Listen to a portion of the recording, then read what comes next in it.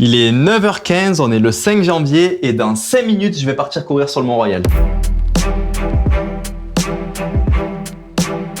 Ah donc finalement Mathieu, on te voit sur les médias sociaux aux quatre coins du monde, mais t'as un appartement à Montréal. C'est pas un appartement, c'est un camp de base à Montréal où je passe l'hiver et où je vais hiberner. Je vais faire beaucoup de renforcement musculaire très lourd, du ski de fond, de la raquette, du ski de rando. Avant l'entraînement, qu'est-ce que tu manges toi généralement? Je vais ouvrir mon placard magique ici. J'ai une blonde qui cuisine beaucoup. Puis parfois, j'ouvre mon frigo, elle me laisse des surprises qu'elle a préparées la veille. C'est le petit pancake fait à base de poudre protéinée, donc parfait pour le sport. Jusqu'à combien de calories tu peux prendre par jour pour ton entraînement? Quand je vais faire des longues sorties dans le très froid, où je vais courir pour 6 heures, je peux manger entre 4 et 6 000 calories dans la journée, tu vois. Ouais, d'accord. Bienvenue dans ma chambre. Chaque 10 degrés de température a un équipement. Et puis donc au Québec, on varie de moins 40 à plus 40. Donc en gros, je peux avoir peut-être 5-6 combos possibles de vêtements pour m'habiller. Alors dans les conditions les plus extrêmes, j'aurais mis le tight le plus épais. Donc il y a une genre de plaque qui protège du vent aussi. Mais dessous, je rajouterai aussi plus en coton bien chaud que je mettrai dessous, donc 2 épaisseurs en bas. Après en haut, le maximum c'est 3 couches, donc je mettrai un truc genre chandail manche longue,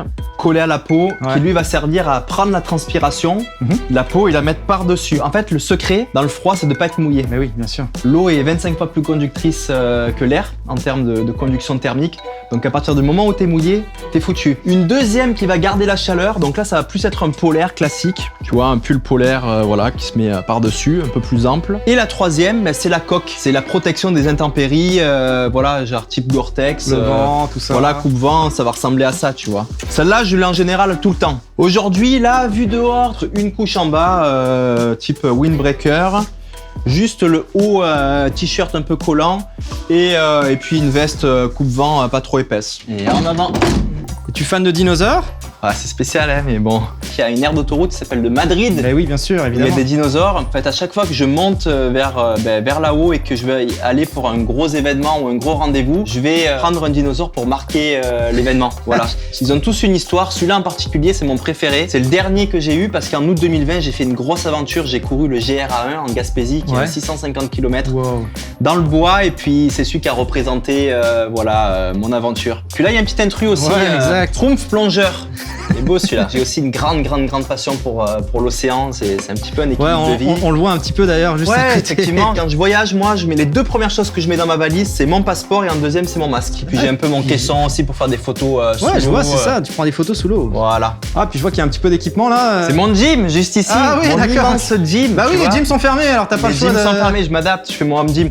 Et c'est quoi tous ces dossards? Alors là, je viens juste de rentrer au Québec, j'ai ramené avec moi mes dossards de l'année. J'ai traversé le désert du Sahara en courant, on avait plus de 60 degrés Celsius, qui avait fait trop froid, je regarde et je repense à ça. Puis j'ai le dossard pour lequel je suis le plus fier, c'est l'UTMB de cette année. J'ai réussi à monter sur le podium sur cette course. Quand on est premier dans une course et qu'on réalise qu'on est premier, comment on fait pour garder la tête froide et se dire qu'il faut aller jusqu'au bout? C'est plutôt une forme d'adrénaline qui arrive. Le plus dur, c'est justement de pas trop s'exciter avec l'euphorie pour accélérer et se mettre dans le rouge. Il faut justement réussir à garder quand même un peu la tête froide, freiner un peu pour tenir cette première place jusqu'au bout et pas exploser. Qu'est-ce que tu lis en ce moment là? Pôle Nord, Antarctique, Odyssée d'endurance, il y a en Antarctique. Il y a une thématique qui se dégage là. Qu'est-ce qui se passe, Mathieu? C'est encore un petit peu secret là, mais je vais partir dans le nord du Québec faire une expé polaire, une dizaine de jours par moins 40, à tirer une poulka au fin fond de la nature. Mais est-ce qu'il faut que tu achètes du gear du coup pour cette expédition là? Je cherche des tentes, des vêtements et justement quelque chose que je cherchais qui était difficile à trouver, c'est du sleeping bag moins 40, tu vois, j'ai trouvé ça chez Altitude Sport, c'est assez spécifique, c'est dur à trouver, mais là on a un moins 40 degrés Celsius, tu vois. Les pauses pipi dans la nuit, c'est difficile de sortir de là.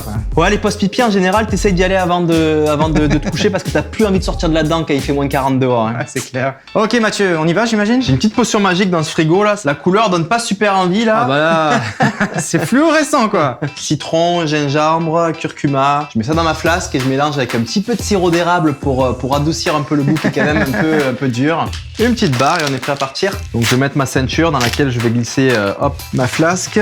Et j'imagine les chaussures. Les chaussures c'est le plus important, c'est comme les pneus sur les voitures. Ok, t'as quand même du stock là. Ça dépend des terrains, il y a tout, tu vois, il y a des chaussures carrément pour aller dans l'eau là, des chaussures amphibies. Mais c'est pas celle-là que je vais utiliser pas au assez Québec. De slush ce matin. Non, pas assez de slush aujourd'hui, je vais aller avec celle-ci là parce que c'est un nouveau modèle qui vient de sortir et je suis juste curieux d'avoir envie de le tester, tu vois. Il y a des matins comme ça où t'as de la difficulté à te motiver à aller courir? Ouais, il y a des matins où j'ai pas envie, mais tu sais quoi, quand j'ai pas envie, j'y vais pas. Mais je suis passionné, j'ai souvent envie en général quand même. Au Québec, c'est quoi tes spots préférés pour courir? Ah, mon spot préféré, c'est clairement le Mont-Royal ici. Il y a quelle chance on a d'avoir une grosse montagne en plein milieu d'une grosse ville. C'est là que j'ai passé, je pense, le plus de kilomètres et d'heures de toute ma carrière de coureur. Ok. C'est un endroit de cœur, le Mont-Royal. Bon bah merci Mathieu pour ces 5 minutes passées ensemble. Merci, ça fait plaisir. On va te laisser t'entraîner maintenant. Allez, c'est parti pour l'entraînement. Ciao. Ciao.